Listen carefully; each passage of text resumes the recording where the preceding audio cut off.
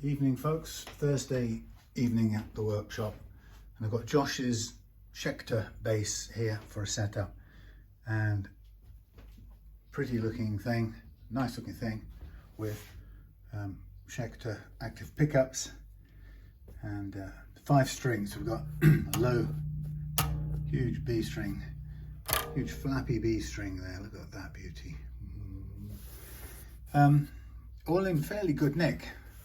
But it's a bit grimy on the strings. There's a lot of corrosion strings now on the frets and stuff, so I'm going to give it a very careful and light precision level, and there are a couple of slightly struggly notes up here.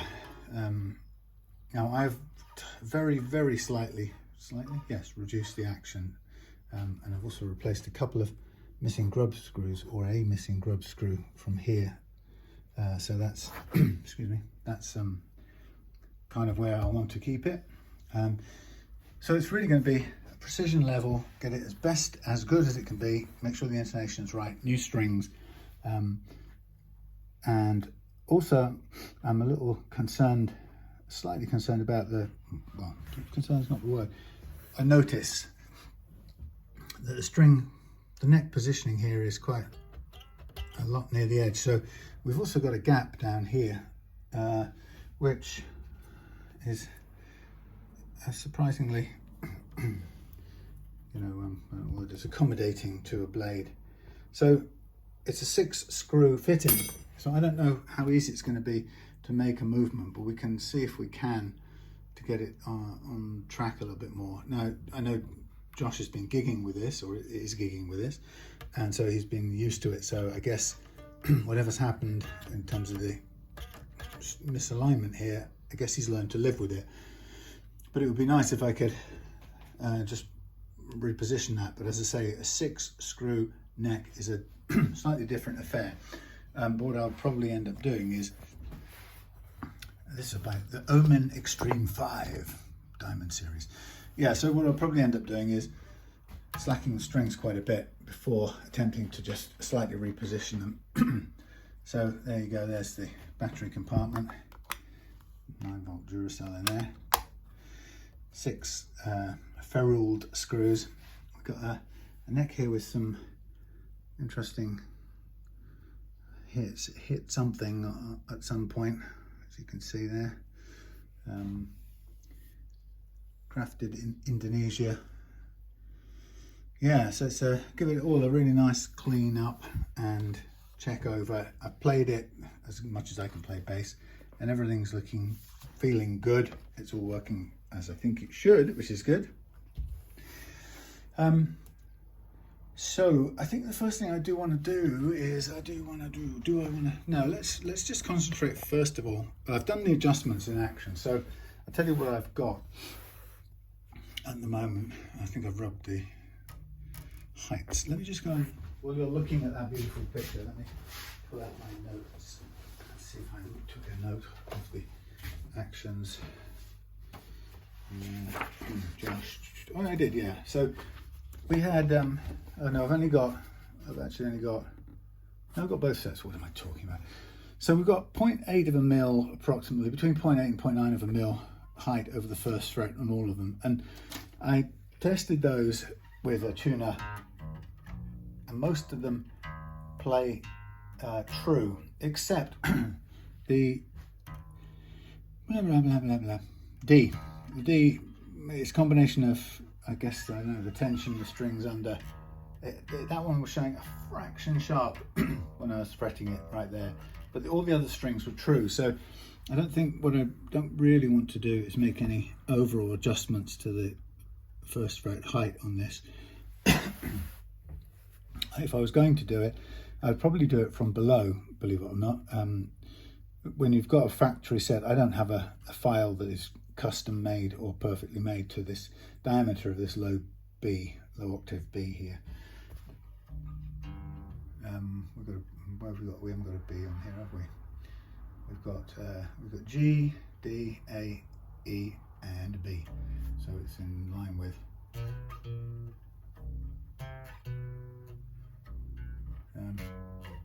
around G, D, G.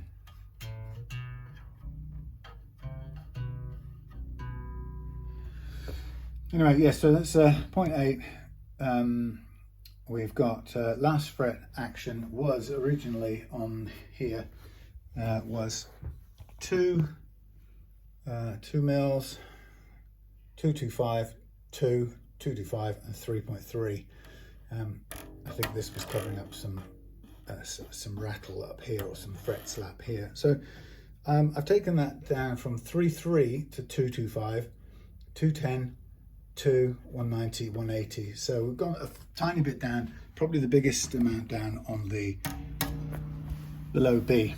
So I'm going to now get this zoomed out. My plan would be, I don't need any of this, notes, new strings are here, we've got those. So basically I'm going to get onto marking up the frets. I've got my my bass banana here to ready to calibrate. I've got my things, and then we're going to give it an overall clean, and we'll get the neck and loosen off once I've done the leveling and stuff. So we're going to get a nice polished out, cleaned up set of frets out of this. They've been kind of ground a little bit with the what do you call it, the string windings, so it'll take a little while. I don't want to take the tension off them and go through retuning them, so I'm just going to sort of pull them around a bit. Yeah, so it's been played hard and loved a lot by the looks of it. Some of you may have read on my Facebook page, suffered a sad loss this week.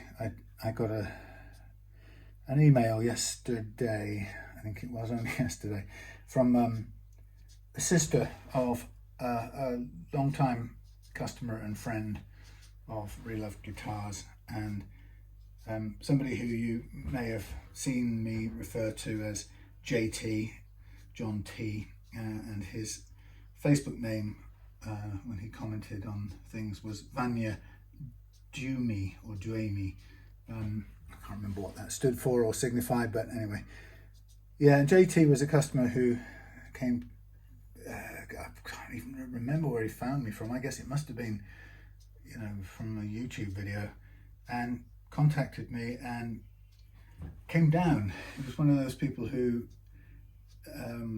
you know, rather than talk over the phone for ages or send guitars in the post, said, can I come down, and he came from quite some distance away. I can't remember where he was living at the time, but he drove down, and he was a nice chap. He was a little bit older than us, and I think he was he'd been married before, and I think his marriage had finished not long before, and so he was a single man again, and he was driving a really nice sporty sort of soft top car, really enjoying himself playing guitars, buying and playing guitars and driving cars. So I think he just, the excuse to drive down to Devon was just a fun thing to do. So he came down and brought, I guess, a couple of guitars, and I think I probably started off by setting a couple up for him, and it kind of got our relationship going on that basis. And over the years, he brought lots of different guitars down for work and setup work and other kinds of work, and JT's thing quite soon became a business of fiendish upgrades. You know, can you make it do this, or would you be willing to do this?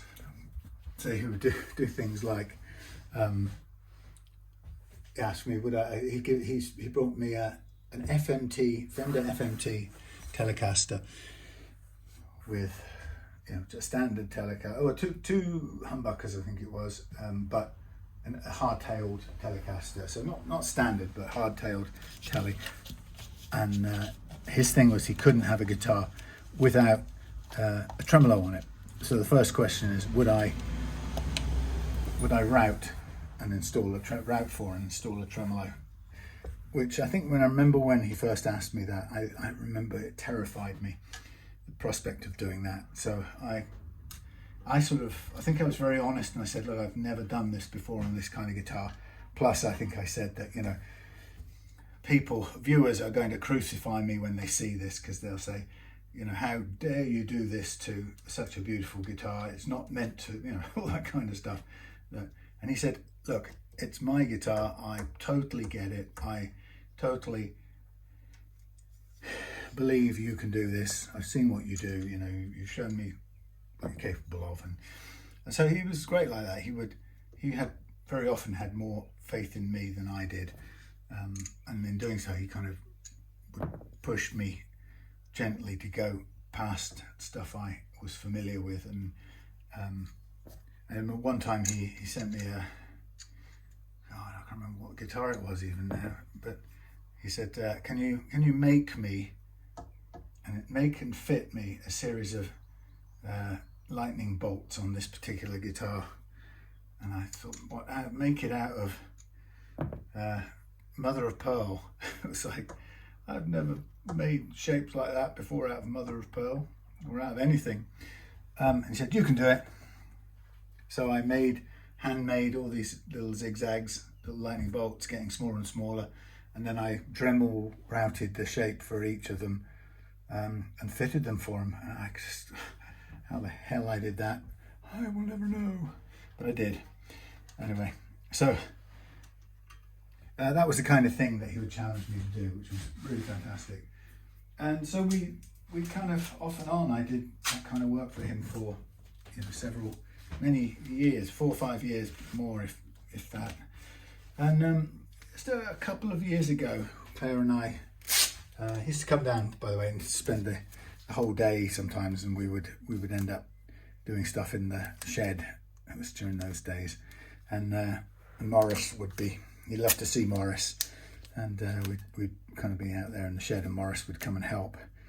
And he would sometimes. I remember one time he brought a guitar down with some insane wiring thing he wanted me to do, and we kind of spent the afternoon in this in the shed with him challenging me with this nutty wiring job. And I remember kind of feeling like I was going mad at some point, because I thought, I'm never going to this isn't going to work. Of course, we stuck at it and got it working in the end, which was pretty great. But my goodness, was I worried that it wasn't going to work. Anyhow, so that was a typical JT job, and you know, and things just seemed to carry on. You know, he did loads of different things. I made a couple of custom guitars for him. One of them, there were a couple that he really loved, that were very special to him. One of them was somebody had given me, that's a really high fret, somebody had given me a 1980s Star Force guitar in parts, and the neck, this scarf joint had broken on the neck, and there was all kinds of stuff wrong with it. Anyway, and he and I both kind of took a liking to this weird thing, and so he fell in love with it. I liked it, but he fell in love with it. So I kind of made this up into a custom guitar for him, and I used some Seymour Duncan live wire active pickups that Adam T had donated. I'll come back to that story. Just a quick look. Cutting. Not much. More, fair bit. So we've got a high spot around about here. Then it goes back to normal. Then it drops off a bit here. So we've got a low spot there, and then we rise up to a high spot on the last fret, which isn't possibly not seated properly even, but we're just kind of clipping that down to size. So that explains why there's some rattle right here near the end. So I'm just going to replace this and just have a feel what we've got. Yeah, so yeah, these two particular guitars. One was the Star Force.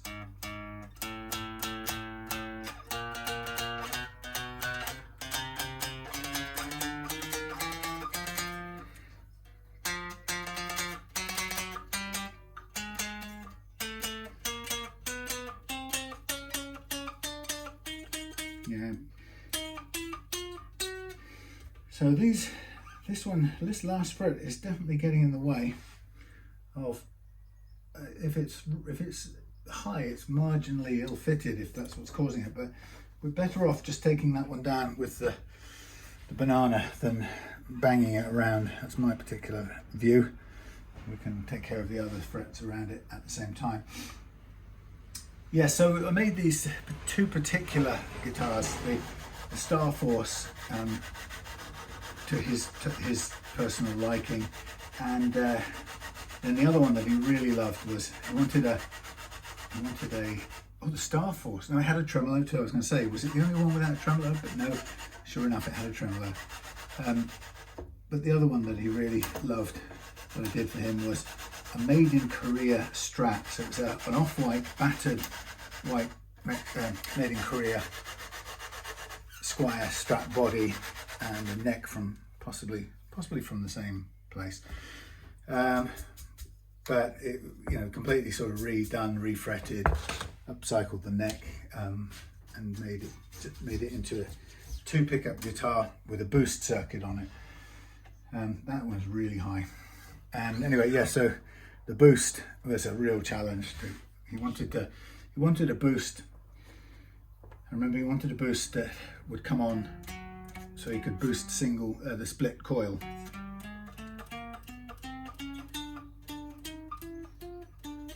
Low. Okay, better.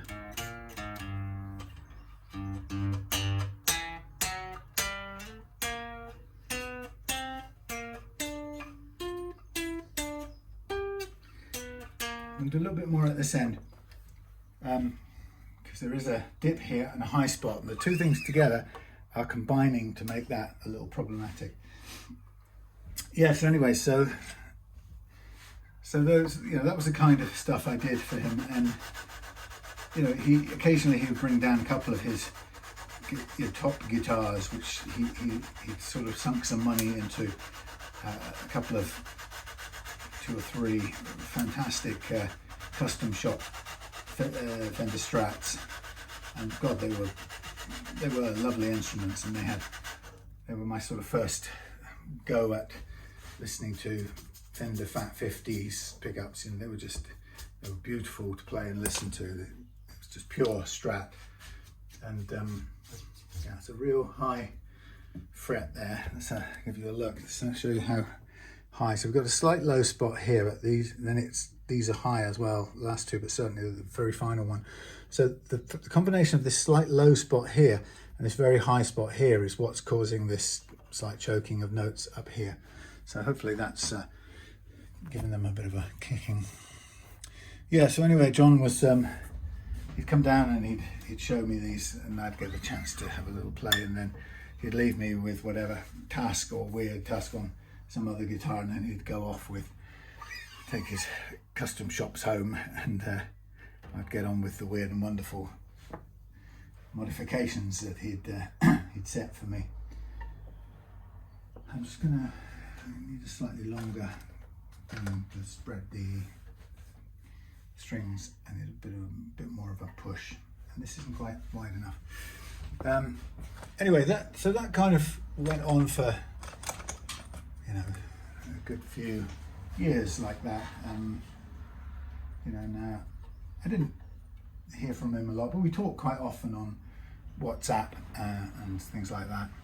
So we were always in touch and plotting something with guitars, and he'd drive down and kind of, the tea would be on, the tea would be boiling, and he loved Claire's hugs. And I think about 2 years or so ago, we didn't hear from him so much, or I didn't hear from him, and I hadn't noticed. I'm going to sneeze, excuse me. One sec. Pardon me. Yeah, I became aware that I'd not heard from him, not been in touch. So, and it's not a big deal, sometimes that's just the way it goes. People, I can often talk to some customers and friends for a sort of long period of time, and then suddenly out of the blue, you know, the time moves on. Maybe they have other things to do in their lives, and talking on email about guitars isn't maybe no longer a kind of priority, and so it's not uncommon. And so I didn't really think too much of it when I didn't hear from him for some time. But and then last year he contacted me, and he said, "Can I come down?" And I said, "Of course you can. It'd be lovely to see you." And so then he said, "I'm going to bring some things down. I'm going to bring things." I don't know quite what he said. Was it something like it's going to be a real surprise? I'm going to surprise you. And I thought, oh, what? Anyway, so we set a date and he came down, and first surprise really was that he told us that the reason we hadn't heard from him for the last couple of years was because he'd got involved or been caught up in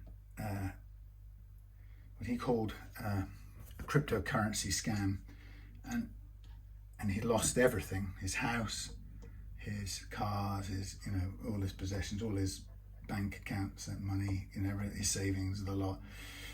It was, you know, and he told us this awful story, you know, that he'd ended up rock bottom, you know, to the point where he had tried to take his life a couple of times, and he'd been kind of rescued by his sisters, who kind of nursed him back to life and sanity. And anyway, he had gone through all of that, and he hadn't contacted us. He'd just sort of been dealing with it. And anyway, then he talked about, he said, well, the surprise thing I've got, he said, oh, the interesting, he didn't call it a job, but it was sort of sounded a bit like that, the project or something. He said, here's, and he started unloading guitars from the car. So the first thing he did was he unloaded a couple of guitar stands which he brought in, and then he brought in a series of guitars. I think, you know, I can't remember now how many it was in total. It was probably 5 guitars. So he had 2 guitar stands, and he filled one of them up with these 5 guitars. Yeah, I think so. I think it's something like that. And so he said that he had lost everything, and you know, had to start again. I think he had to go bankrupt, and so the receiver had, you know, taken control for a while of his money and stuff, as they do. And so he was selling various things, them expensive guitars. So he told me that he had his custom shop vendors were in with a guitar shop, you know, because they were $3,500 each, that kind of money. And so he explained to me why he brought these other ones down. So the 2 Ibanez's, just there right on the end, I'm going to do a tiny bit more there. 2 Ibanez's and 2 Ibanez's, one custom that I'd made for him, and 2 custom parts casters I'd made for him, which I knew he loved. One was the made in Korea Strat, and the other one was the red Star Force guitar. So he said, he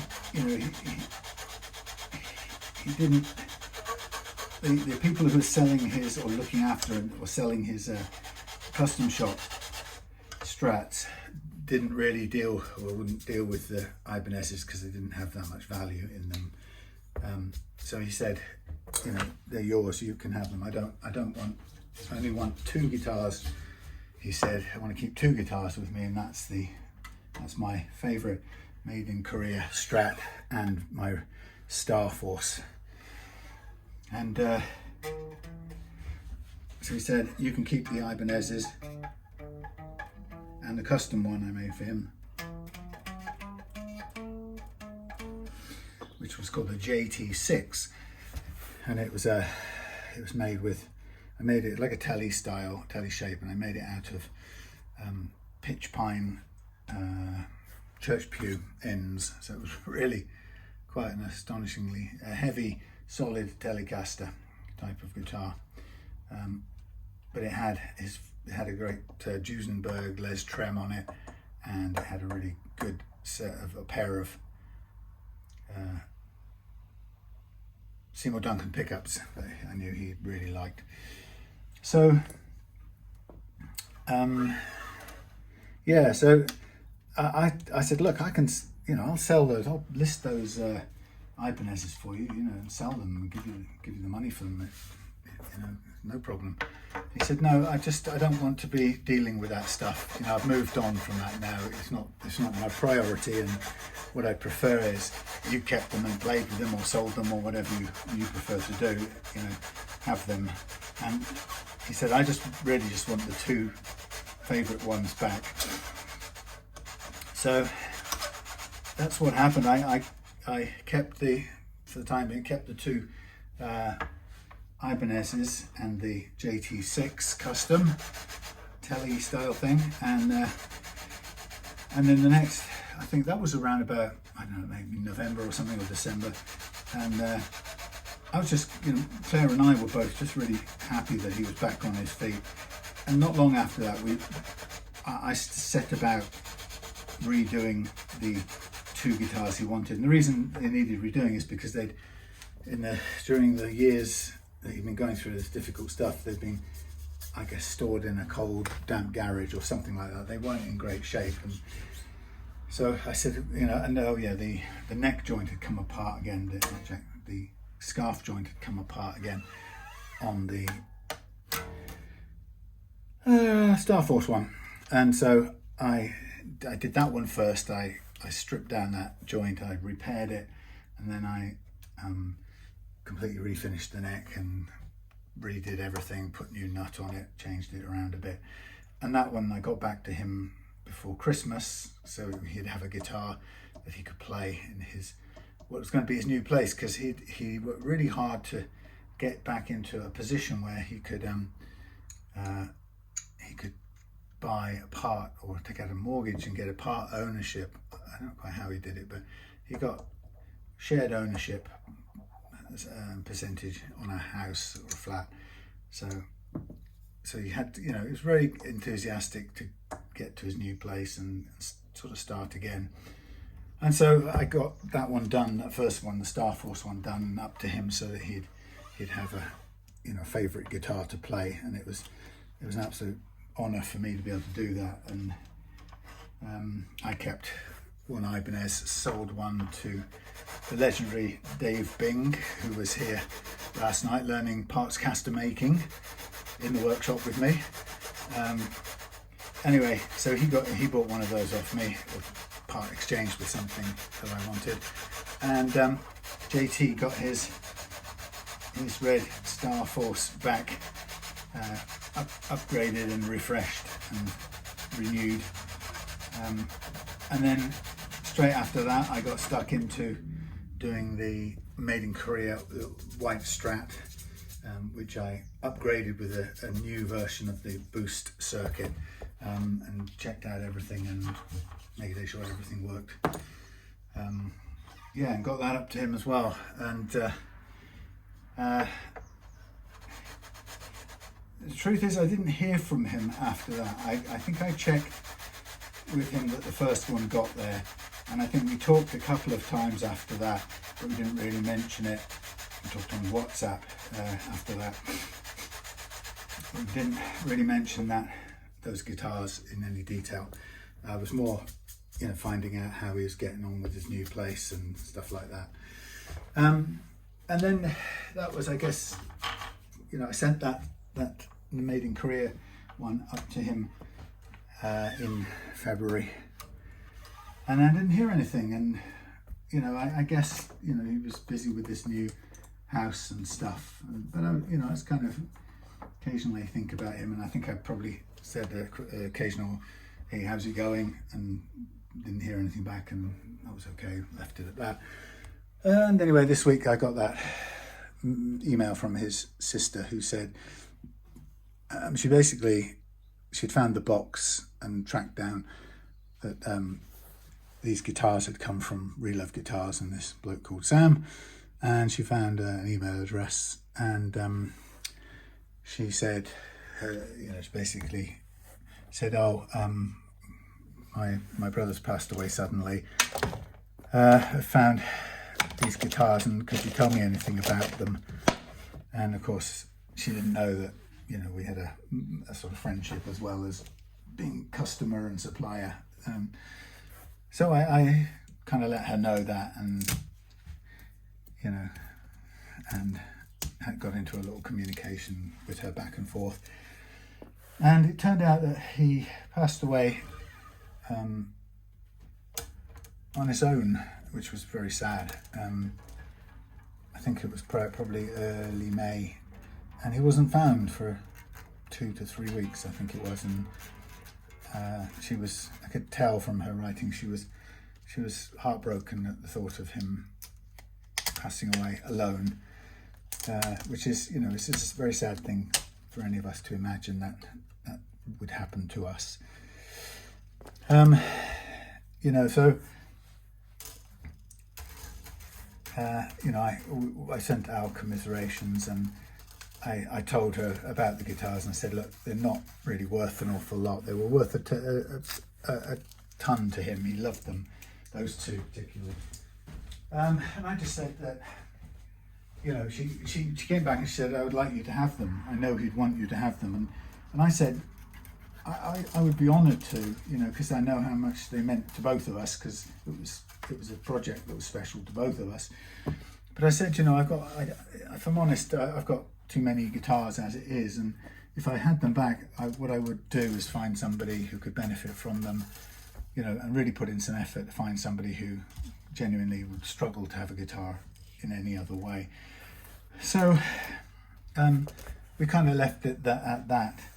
But I kind of pointed out that the other guitars that he had listed for sale were, the Fender custom shops were, if they hadn't sold, and I wasn't aware whether or not they had, but I said that there was, some value, maybe a few £1,000 tied up in those, if she wanted to, if she could find out along the way. Yeah, I think we can get a little bit of a push on this. By the way, what I'm doing is having loosened it off, I'm just checking, whether we can pull this back into alignment. I think even with this tucked in nicely against here, I think there's a limit to how it fits in here, so I don't think we'll ever close up that gap. But I do think with a little bit of a push in this direction, we could get a little bit of a better alignment. So I'm going to just sort of do that little bit of a push now and see if we can hold it in a better position.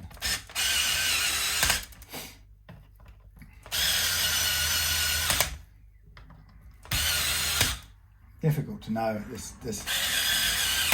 It works with 3 screws, but it's 4 screws, but it's not guaranteed to work with 6.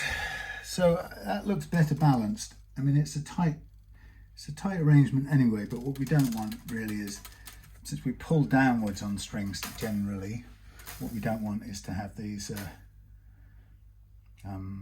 falling off this edge. So I think that balances up pretty good. So I'm going to leave that as it is for a moment. So the next thing I'm going to do on here is I'm going to take these strings off. I'm going to get into a general clean up. Now I'll do that after. Well, I'll take the strings off, and then we'll take care of the crowning of the frets and the polishing and all of that stuff. And then we'll clean up kind of last of all.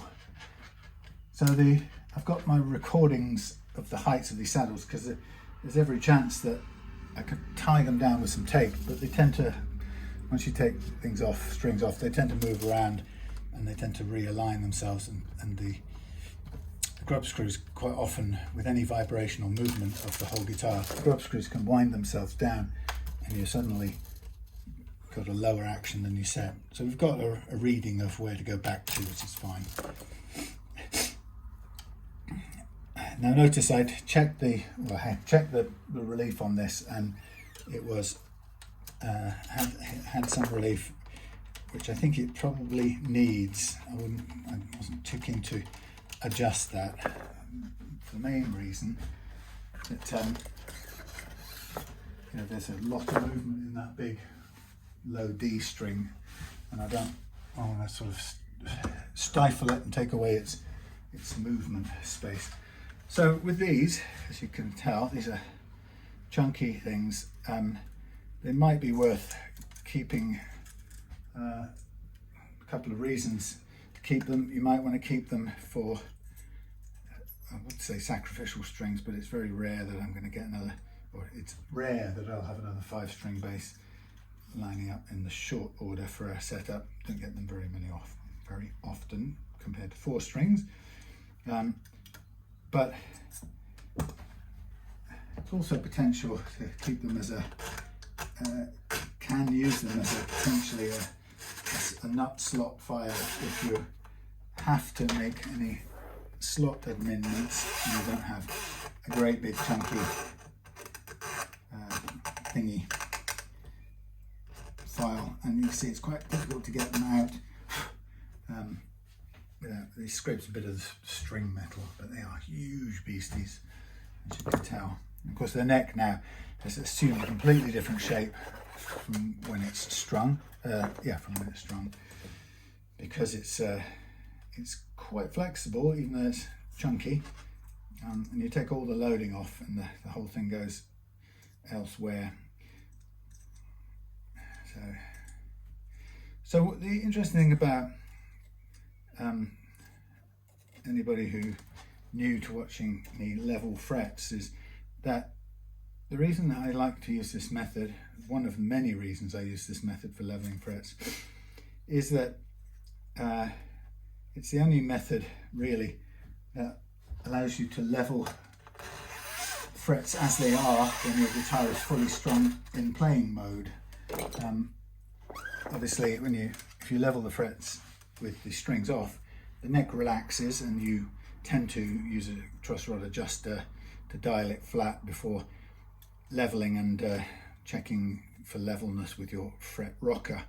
But that doesn't factor in the impact of the compression that happens to the neck. Now, when the neck is under compressive load from the pull of the strings, it does 2 main things. The first thing is that it bends, because the first thing it does is it compresses. It tries to pull the nut and the bridge together, and it can't do that, but it can a little bit. And what's not often talked about is that it kind of bunches, it compresses the neck a little bit to the point where it bunches the frets up in a slight wave, or series of waves. And the nature of those waves is individual to the guitar in question, because every neck has got different grains and different densities and so on, different spots with different densities and so forth.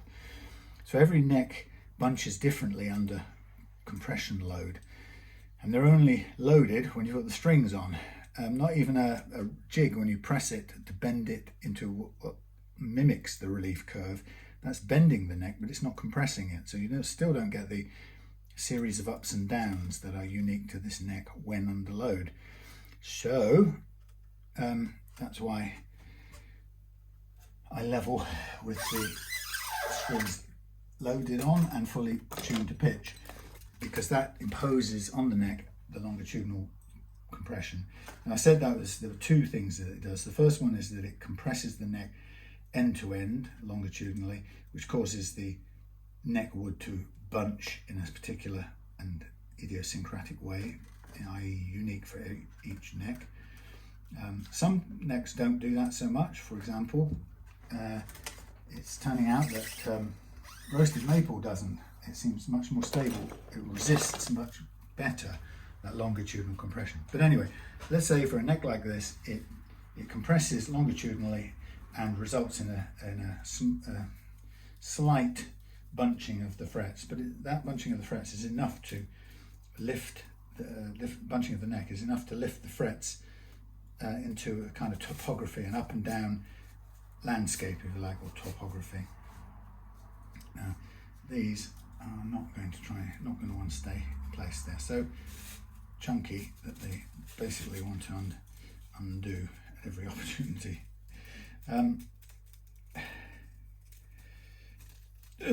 Stay there, maybe. It's going to probably explode and uncoil at some point.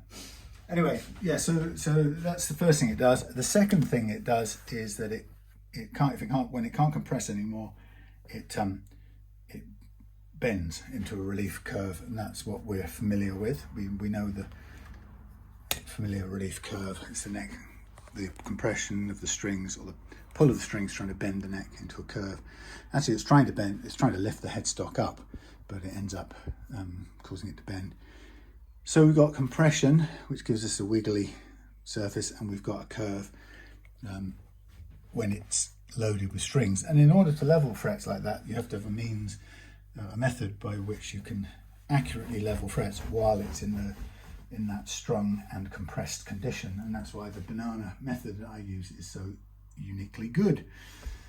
Right, so what I'm going to do is I'm now going to get ready to recrown these frets, and I'm going to look down from above, and I'm going to get my crowning file.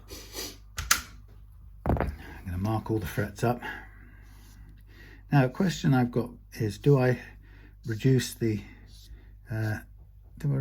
first fret action by a tiny amount by removing this nut and just taking a certain fixed amount off the bottom and then refitting it, or do I leave it as it is at its gap of about 0.8 of a millimeter? Now, on a 6-string guitar, I would be aiming for 0.3. That would be my target action. But on a bass, there's much more movement on the strings, so it's probably a good idea. There will be variety of different settings or different recommendations when you go and consult any manufacturer's website. So they'll say typical spec for the Fender jazz bass, for example, and I can't remember what it is, but they'll give it 0.75 or something. So what I'm doing here is I'm just rounding off the frets so that any flat edge or any edge of a flat surface is rounded off. I think these people say that you can get replacements for these files off StewMac, and they're very good for honouring customer service, but when I looked into it, the first thing they said is you have to have proof of purchase. This is 10 years ago. Maybe I'll contact them and say, look, there's no way I've got a receipt for this, but I did buy this thing all them years ago. I don't feel it's bad value for money for 10 years, even if I had to throw it away and start again. So I'm using a part of the file that I less commonly use, a flat section. It's perfectly good to use, it's not quite as convenient as the rounded bit, which allows you to get closer in. Anyway. So what I'm doing is I'm just re-crowning all of the leveled frets, after which I'm going to mask off the whole of this neck and then go into a laborious and dreary but necessary sanding and polishing process, which, if the battery allows me, I might continue and do on camera, but in a sense it's substantially the same as on any video I've got showing me myself doing it on guitar. Anyway, so back to this week. So that was that was a bad piece, piece of bad news yesterday. And it's hearing of John's passing.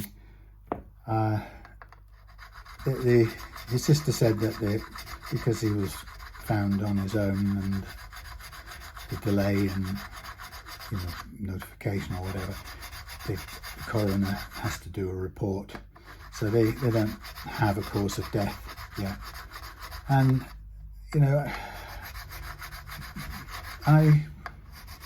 if I'm honest, I wouldn't be at all surprised, whatever. I mean, I wouldn't be surprised if he'd reached a place where he'd got, he didn't see any particular appeal for the future, and maybe, wouldn't be surprised if he'd taken his life. No reason to say he would, just wouldn't be surprised, that's all. I think he said he had tried before, at the height of his problems with this scam, when things were bleakest. And so, it's bad. It's hard enough to find, it can be hard enough to find a reason to continue without the shame of having lost, the shame and horror of losing everything in a cruel scam.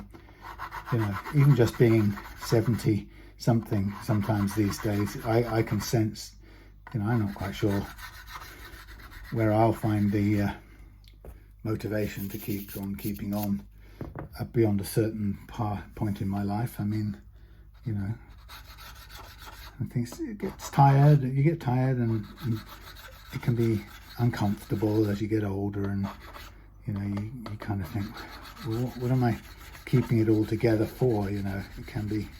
I very much understand those feelings, as you do as you get closer to that point in your life. At that age, it becomes much easier to understand how people can give up. So I have no idea if that was the case, but I wouldn't blame him for it if it was. And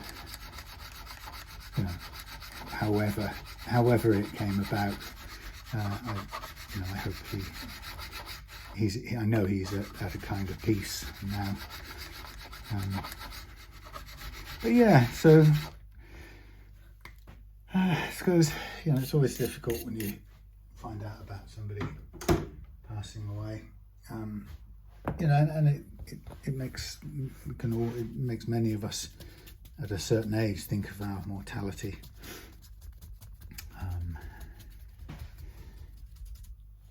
Now I'm just gonna have a look down this end. Sorry, Josh, I didn't mean to make this video about that sort of subject. I guess it's just being realistic. That's what's going on in the world, my world at the moment. But now let's just have a quick look at how they've glued this nut in. Well, it's been not taken off before or replaced, so it's probably not overly glued in. We could probably chap that off and take a small amount. I might take 0.1 or 0.2 of a millimetre off. It's a very small amount, but we can do it, providing it cooperates nicely with us, like so. There we go. So we just have a feel. We've got a little bit of glue. That's fine. We should be able to get that back in there, nice and snug. Yeah, very snugly fit into that kind of crust of finish there, which is quite normal. So what I'll do is I'll get a measurement of 2 points on this nut, and then I'll just sand down and check the measurements again, fraction by fraction. So to do that, I'll just take the base and hang it back up for a minute. So heavy. So what I want is, what's going on out there?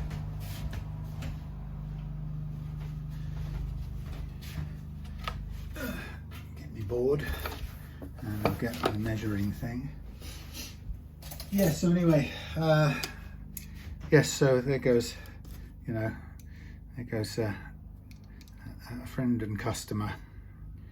I guess not the first person I've said goodbye to who's been a customer, but always, you know, gives you pause for thought and reflection, doesn't it? You know, and all of us around this age, mid 60s or early 60s, whatever I am, early 60s.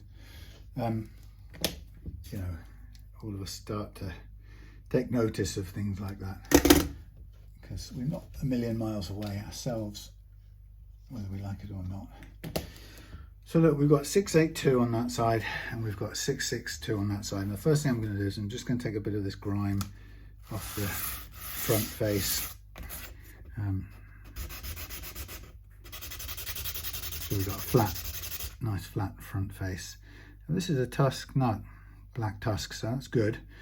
It always, the tusk always has a sort of concave surface slightly, so I'm just going to just gently smooth that out. And it means it will fit slightly better back into the gap in the finish. Okay, that will do, I think. So we got 682 and 662. So if I take a 0.2, what would be from 8.5, 8.5 to 6.5. So we go 0.2, so we go 6.6, let's go 6.65, and then we'll go 6.45. Those are my targets. So we're taking a 0.2, just about 0.2 off of a mil off each of those. Okay, so it should be pretty straightforward. I'm going to do it lightly on the rough stuff for a minute, and then we'll do a little measurement.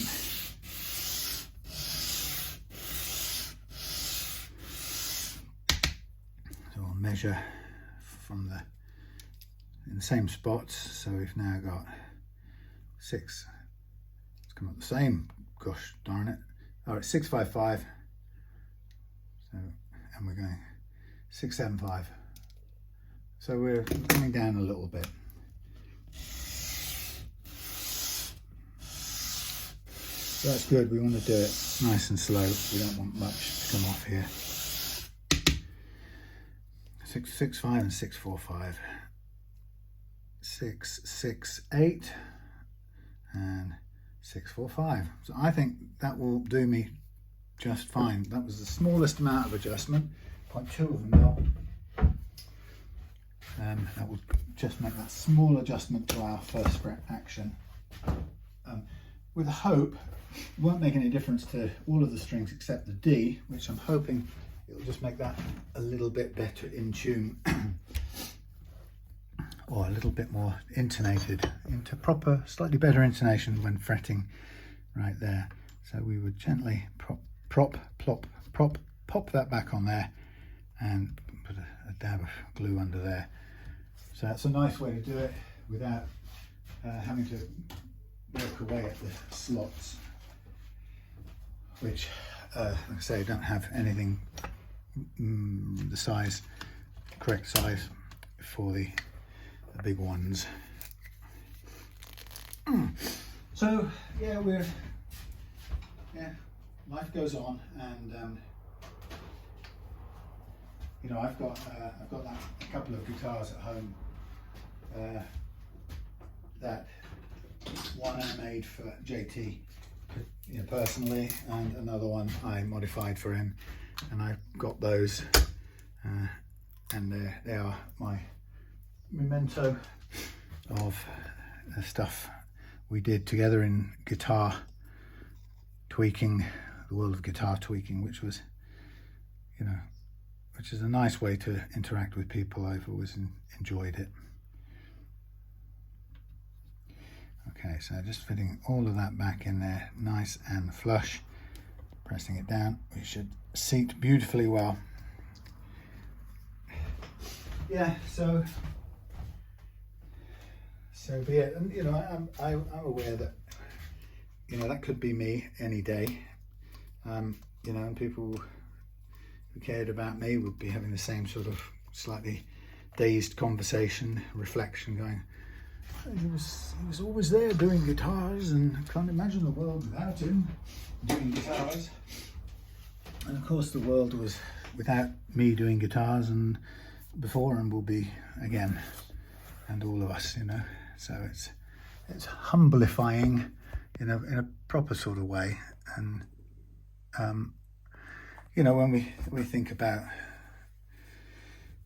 the, you know, the sort of finiteness of our lives, it's you know, there's nothing at all unnatural about where we go.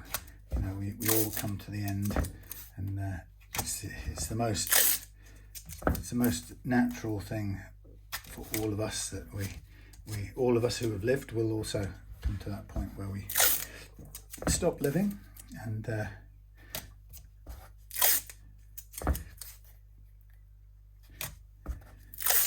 you know, it's not something I've lost a lot of fear of it. I think a big part of that was having a bike crash in the 90s, mid 90s, when I realised that after I sort of woke up in the road after this chap in a Land Rover, old style Land Rover, had pulled out on me, and I went into him at a bit of an oblique angle, but crashed into his front rear wheel arch basically. And anyway, you know, I kind of came to realising that if that was as bad as it was, there wasn't much to be so afraid of. You know, it's always the fear of thinking of it in front, you know, is hard for the human mind. But the actual, you know, the going to sleep bit is, we do it every day, and we don't live in terror that we won't wake up. And some of us, when we get a certain age, just don't. You know, if we're lucky to go in our sleep, we just go somewhere. And you know, I'm of the view that that's that. We don't know any more or less about it. So so I've lost a lot of the kind of fear I once had. And I think also being older, that you know it's just it's as natural as anything else is natural in any part of the natural world you look at. You know, we are all part of this cycle, you know. And I really like, I remember reading Eckhart Tolle once wrote this kind of thing that struck me as so profound, and to many people it probably sounded like that those thoughts that Paul McCartney, remember Paul McCartney reporting when he first smoked dope with Bob Dylan, apparently. You know, he thought everything he was saying was the most profound understanding of the universe, and he got Mal Evans, I believe, to follow him around with a notepad and take it all down because it was all so profound. But I remember reading an Eckhart Tolle statement when he said, you know, most people, or many people, when asked what the opposite of life is, they say death. Life and death. You know, like life is this and death is the end of, you know, the end of it. And he said it's not true. He said death is the opposite of birth. Life has no opposite. And it's like, wow. You know, and I had one of those Paul McCartney moments, and it was just the fact that I'd always been slightly suckered into the fake binariness of life and death.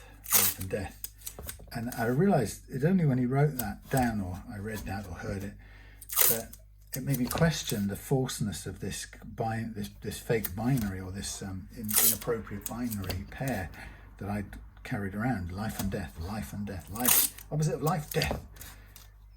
No, birth is the opposite of death. Now, if birth is the opposite of death, and that means death can't be the opposite of life, linguistically or conceptually, what is the opposite of life? Does life even have an opposite? And you could say no life. Okay, maybe. But it was really profound. I found it profound because if you put birth and death together, life seemed to be freed up to be this continuum thing that went on without me, as George Harrison would say in his "Within You, Without You" song on Sergeant Pepper, baby. But you know, life goes on within you and without you, and it was like, what a nice idea that there's life, there is just life, and I become a manifestation of it for a bit when I am born. So the thing I call me is born and formed in that particular way, and I come out self-conscious, or become self-conscious or self-aware, and I experience this thing called life. I'm a conscious part of life, but life is within me and it's without me and around me. And then at some point I go to this thing called death, which is a point where I stop being the sort of sentient, conscious thing, and kind of change into something else. But life doesn't stop. The life that I was a conscious part of just carries on until it doesn't. We never know. Maybe that's what will be in the end when the Russians get totally cheesed off and go and throw their toys out the global international pram and smash everything to bits. Then maybe that thing about life just is won't apply anymore. But truth is, there probably will be some life somewhere else, even if it's not in this corner of the universe with our little transient blobs of consciousness observing it and thinking about it. Man. Anyway, so yeah, I mean, the point is, the older you get, the more you have to question your existence and your imminent non-existence. And I think we all come to a point where we have to come to terms with it in some way, because it's pretty hard to live in fear of it all the time. I mean, you know, I don't want to get attacked by somebody and murdered or something. So there's nothing wrong with living in fear of preserving your own existence. But I just don't want to. I don't want to be overwhelmingly afraid of the most natural part of the thing I've already been experiencing, you know, being alive and conscious. And I think about it in terms of sleep. You know, all those millennia that I didn't exist in this form, and you know, non-existence then didn't cause me any suffering, and non-existence in the future won't cause me any suffering. So there's nothing to worry about in that sense, which is quite it's quite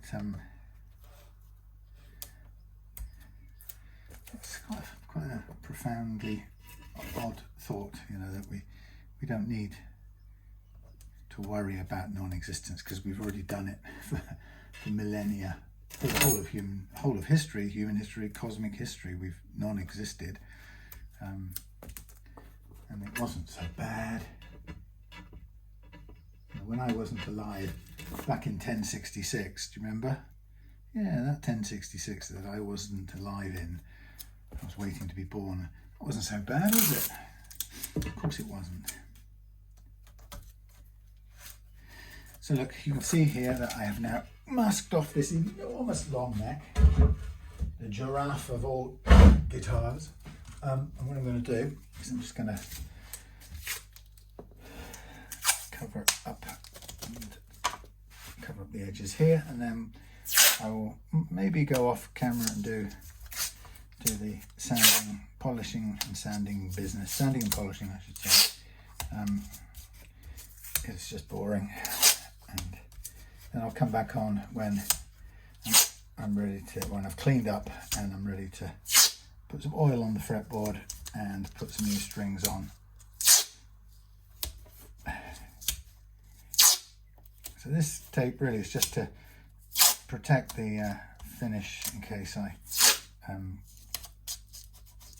rub the sandpaper against it. I know it's expensive. It's, you know, there's quite a bit of materials going there in consumables, but there's no. It's worth it to make sure that the guitar stays clean and in good condition. Okay, so I'm going to cut myself up a load of bits of tape. No, not tape. Sandpaper, and get down some micro mesh pads, and then I'm going to polish all of these out, and then we'll clean up everything with some naphtha. And what I might just do when I'm here is just to keep this, because there's got a lot of handling vibration comes in now, so this is the point where it might be a good idea to tape over here so these things just stay where I want them to stay and not go anywhere else. So press that down and press that down. I don't know if it'll hold it in place, it might just do. Okay, so I shall recharge the battery and I shall see you in a little bit. Okay, we are polished out, cleaned up. Got a little bit of oiling to do. I replaced the tuners, they were all loose, so it was a good chance to give them a little bit of a tighten up and tidy up. So let's just take care of that. So we'll put them back on. I've got a nice naphthaed up cloth here, which will give me a bit of a chance to clean this off. What I'm going to do, I'm going to take the crumpled plastic off these, because it's like seats on your cars, granddad. You come with these little plastic covers, but it's much nicer when you take them off. Everything looks neater and newer and whatnot. So place them back in there like so. Let's do them up finger tightish before we go to put the screws on the other side. Those screws, by the way, were also loose and they're not very well fitted, but I should be all right. I've tightened up all these little petal things, the tuner knobs. They were all loose, so it's good to get them tweaked. These are going back in the same position they came off.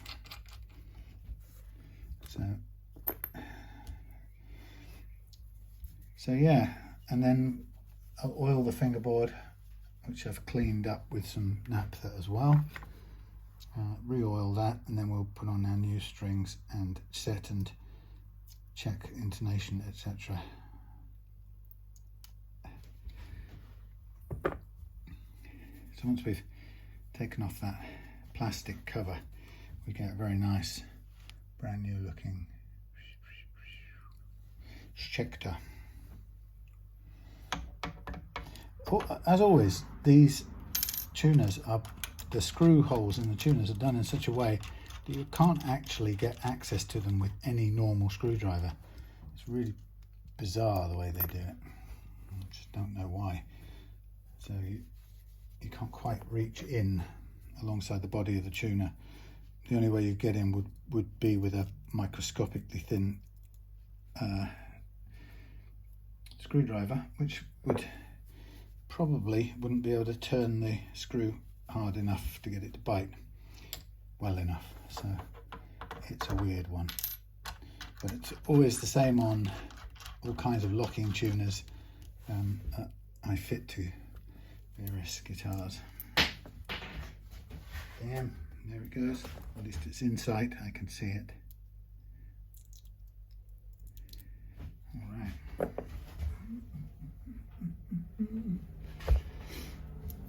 Get there. Alrighty.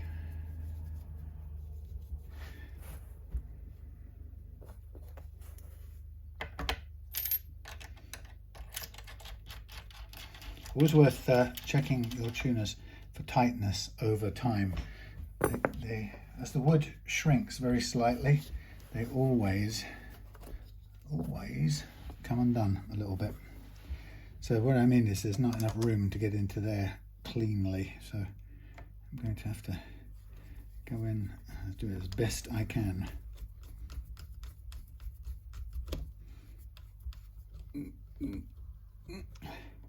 Yeah, see, you get it there and you end up still with a bit of wobble. Although the nut on the other side is going to do most of the holding work. So you can't get it. It's terrible, isn't it? We don't have any other screwdriver that's going to get enough force into it from that angle, because it's now connecting or hitting the side of the thing. So we're going to have to do the holding. The bulk of the holding is going to be done with the nut from the other side, but it's not really ideal. I mean, it would be better if it went in at a slight angle, but we can't get it in at a slight angle. That's got a bit of a better bite because it went in at a slight angle. Nearly there. Okay, better.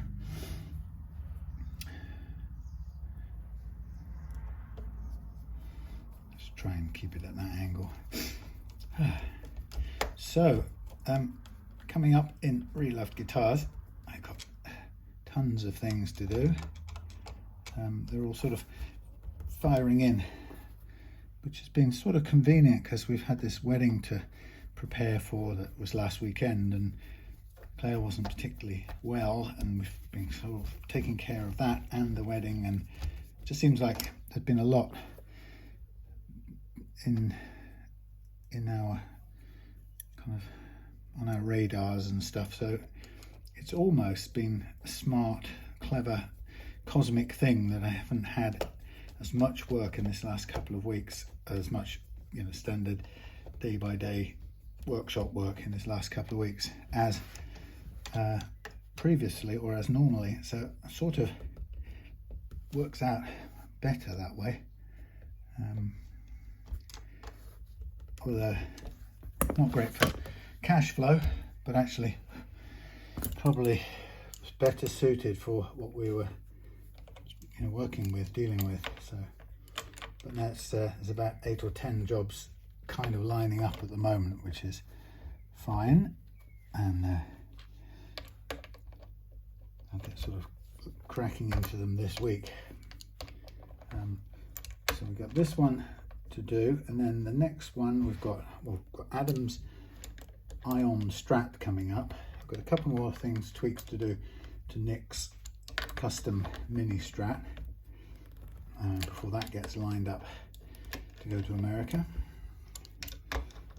if Donald Trump permits, and decided that he won't accept packages and parcels from EU or some evil enemy state. So Adam's thingy, Nick's thingy, Nick's mini Strat to finish. Let's go back to here. I've got Phil's Telecaster to refret and upgrade. I've got Rufus just dropped a guitar around today, a Faith Venus that we're going to do a setup on with a little bit of action adjustment with a little bit of notching possibly to allow us to get the last bits of life out of it. And then I've got a bunch of things in the book. I don't quite know when they're going to arrive, so that's cool. So it's just going to pick up a bit over the next couple of weeks. So not complaining. But I think tomorrow I might give myself tomorrow evening off. Well, not off. I'll be redesigning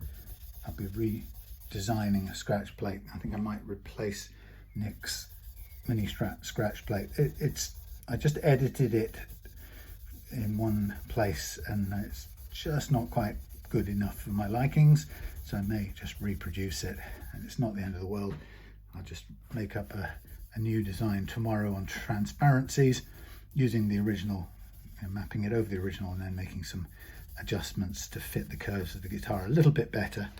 Once I've done that, then I'll route it up here on the weekend. I should be able to just refit everything, and I might also just replace the nut. I'll see how I go. It went down to a tiny bit lower than I like. I prefer 0.3, and I think it went down between 0.25 and 0.2. So I need to just adjust that, or sorry, fit a new one and tailor that. Okay, so nice and clean as you can get without getting dust on it, which it always does. So we'll just fit the new things. So what I've done is, as you saw, I've taken off the, removed the tuners, cleaned under there. Now I'm going to fit the strings down at this end, new strings, and then we're going to put them on and stretch them to some degree. A bit harder to fully stretch out bass guitar strings, as you can imagine, because they are much thicker. So we've got top one, not top one, top two, bottom one. Here we go.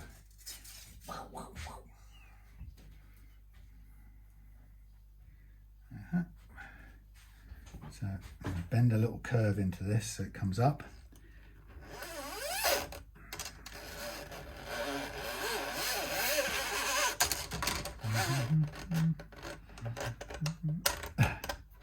All the way up there, all the way up to there. Now I'm going to cut back. I'm going to need a big pair of cutters for these. Some serious cutters. Come down this end for a good look. Let's just do this. So on a bass like this, I'm going to go one whole peg past the and then I'm going to place it in there like so, fold it down and start to wind. A split post is a great technology of tuner, and we're going to go down underneath from the first wind. I'm just going to keep on going downwards because we just want ideally you want the string to come off the bottom part of the coil, and it's not going to be that much coiled on there, just enough, like so. Hello. So you get a bit of pull as that comes through. Wow. So there's absolutely no bend at all in the neck, which is sort of terrifying. When you first put the string back on, you think to yourself, oh no, it doesn't work. It's too low in action, everything's touching everything else. And of course, it might be the case, but wait and see when the thing gets loaded and starts to bend into its normal position. So we're going to go about the same distance past this one. Make sure I have got the right ones here. Yes. I don't want to do the wrong thing. So there, bend over, and around, and so. Yes, so probably an evening off tomorrow. I think finalise Nick's mini Strat over the weekend. Next week on into Adam's Ion Strat, and later on in the week get started with Phil's refretting Phil's Telecaster made in Mexico, left-handed Telecaster. That's going to be a refret with stainless steel and some upgrade in parts, new bridge, stuff like that. So it's going to be quite a nice job. And then, yeah, got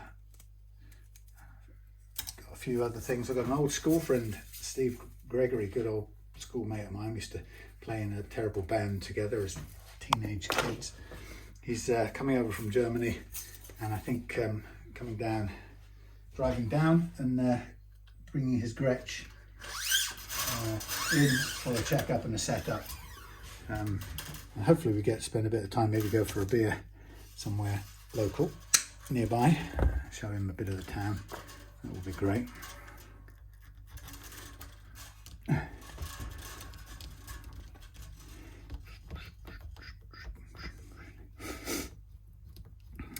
Yeah, so quite a few different things coming up, and I also got some parts caster, or a spare parts caster I got to make for myself, which is hanging up. It's a Pacifica. It's good condition Pacifica, and that was donated to me by Neil very kindly a couple of months ago now. So that's been waiting to get done up, and actually so was the Ion. That's going to become one of Adam's. So yeah, I'll do the parts caster as a thing to list and sell or put on Facebook, and the Pacifica, and then I've got a couple of guitars to customs to make from scratch.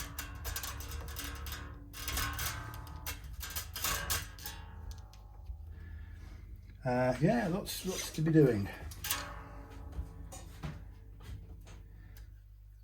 Okay, here comes the D, doo doo doo doo. Here comes the D, and I say it's still quite chunky. Doo doo doo doo doo doo doo. Yes, what else? There's something else I was going to tell you about. Something to do with guitars, obviously, probably. What was I going to tell you? Oh hell, I have forgotten. What was it?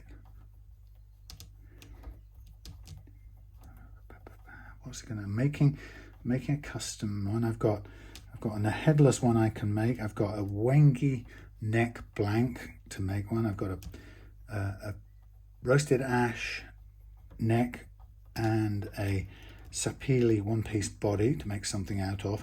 I've also got a nice inherited, again from Neil, I think that was, a nice spare neck that I refretted with phosphor bronze or gold, Stumax gold frets.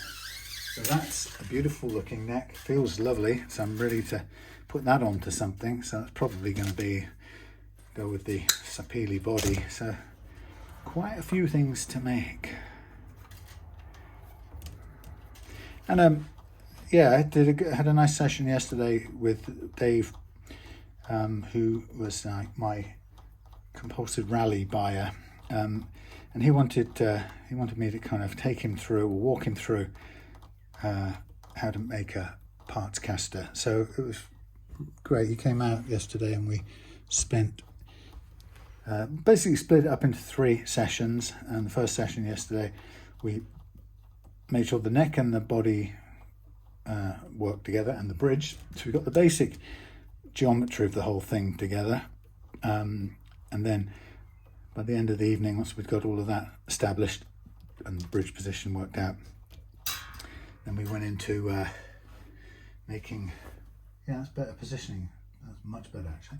Went into making painting the body and the front of the headstock. So it had some primer on it already, so now we've got what have we got? We have got primer on it. Oops, sorry.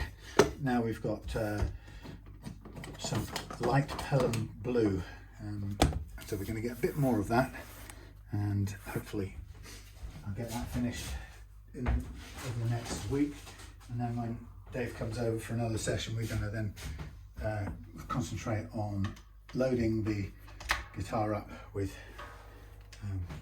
pickups and setting it up and doing precision fret leveling and stuff like that, with putting a nut on, and yeah, and then ending that session by painting with satin nitro. So what are we looking for here? G.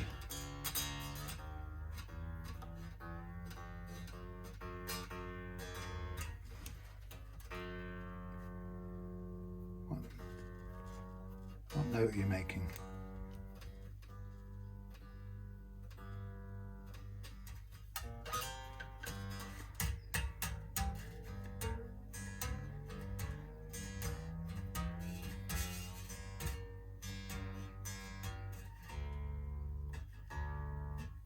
Stop, stop.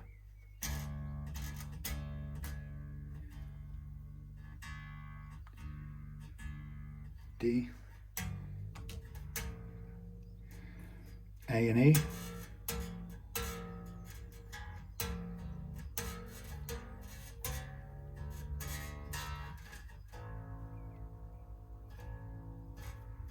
A,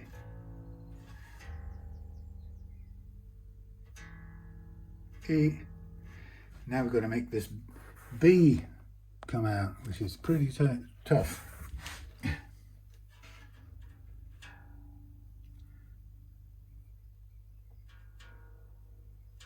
Well, it thinks it's recognizing it. Not bad. Let's give it a little bit of a tug. So straight away it's pulled it, you know, into a nice big curve, or pulled it well clear, so we haven't got any, we're not touching the frets anymore. So it's amazing how much a bass neck bends.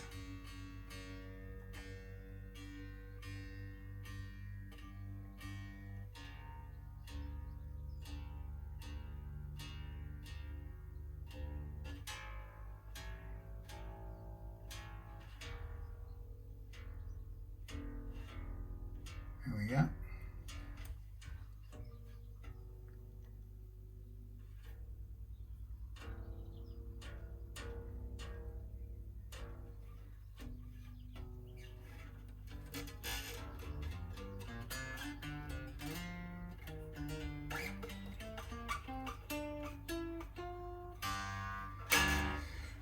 Good, we've recovered that part up there which was choking off a bit before. Check the, do a little bit of stretching here now, a little bit thumb and forefinger stretching, get the last bit of slack out of it. It's the G, the D that feels quite tense, I mean stiffer string than the others because of the combination of its diameter. It's also a different, on this guitar, on this set it's a slightly different colour, the D. So it's a tighter string by virtue of the pitch it's at and the construction of it. So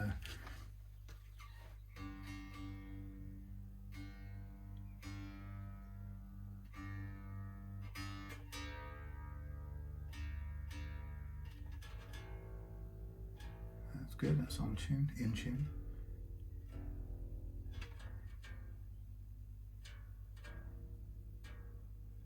So let's look at the intonation now.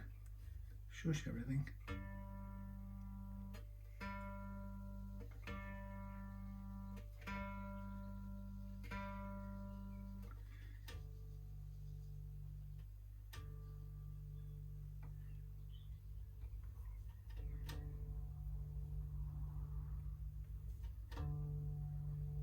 A little sharp on both.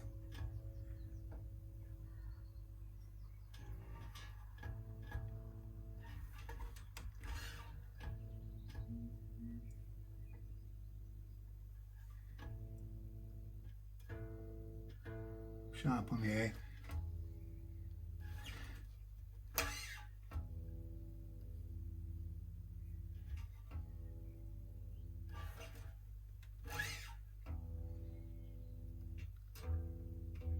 Slightly sharp on the E.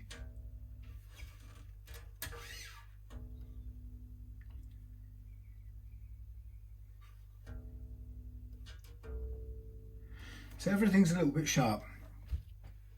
That means it's too short.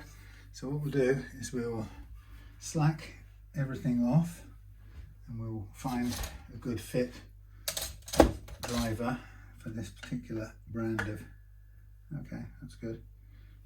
Actually, we don't need to. Let's just bring this back. We'll go to there, and then we'll bring everything else. Actually, let's just do the G first, and then once that's in, we'll do the rest of that. So that'll be sharp. And now it's in tune.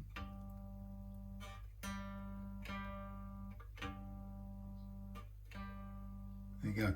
So that G is in the right position. So now, if I show you, the neck's getting bent a bit there, but that doesn't matter.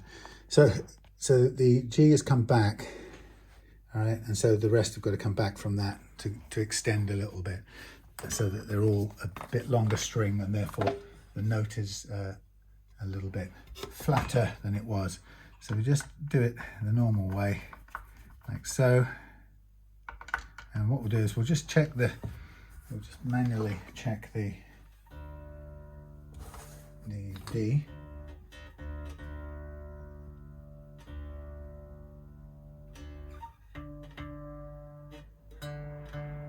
Fine, the D's now in.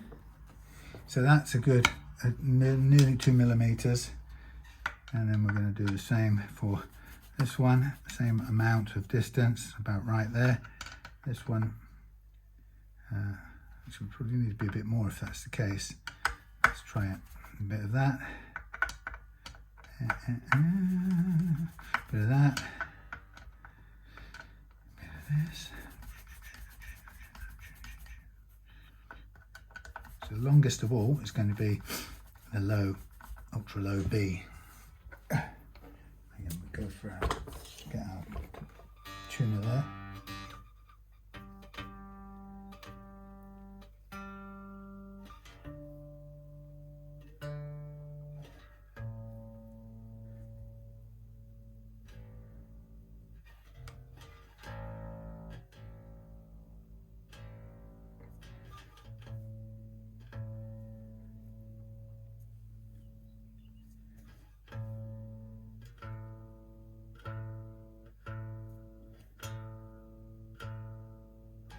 That's showing a tiny bit sharp still, so we'll drag the A a little tiny bit further, in which case we'll do the same for the E and then the B.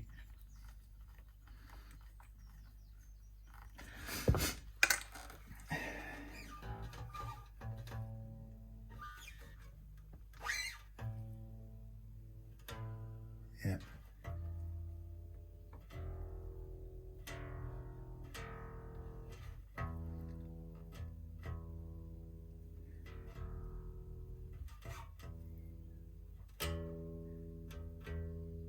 That's in. Obviously these notes went sharp as I tightened up, pulled the saddle back. Yeah.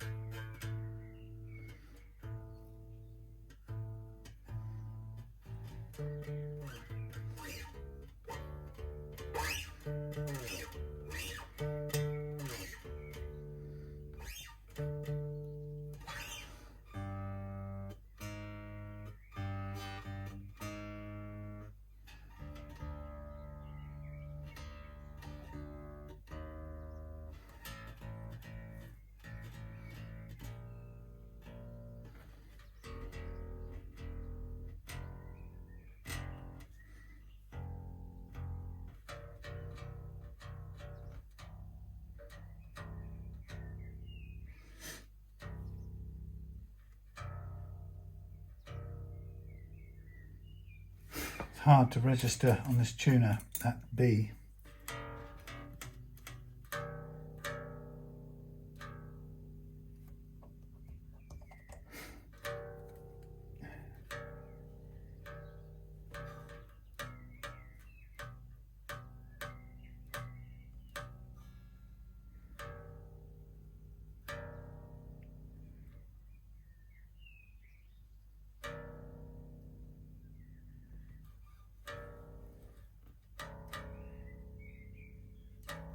Yeah.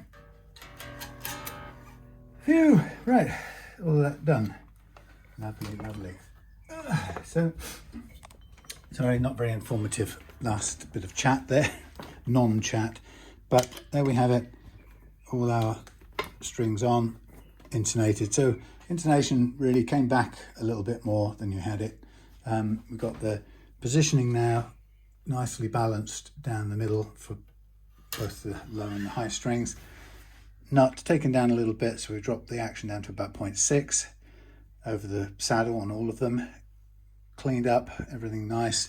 Just got to put on the thingy cover, that thing that goes over the thing, truss rod cover. Now, just from before, I'm quite happy with the amount of relief this has got in it. I don't think it needs to flatten out, or I wouldn't want to flatten it out anymore. It's nice and playable. It's got enough room. We've got all the room that it needs for the strings to move. There's no struggle with the strings, so I think we should call that happy. So we'll get this one in and then we'll be done. It will be time to grab a couple of things, head home and have a cup of cha.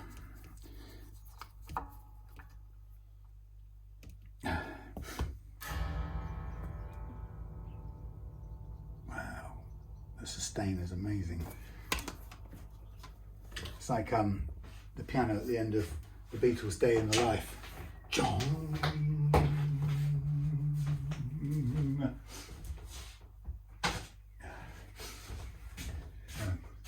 Yep.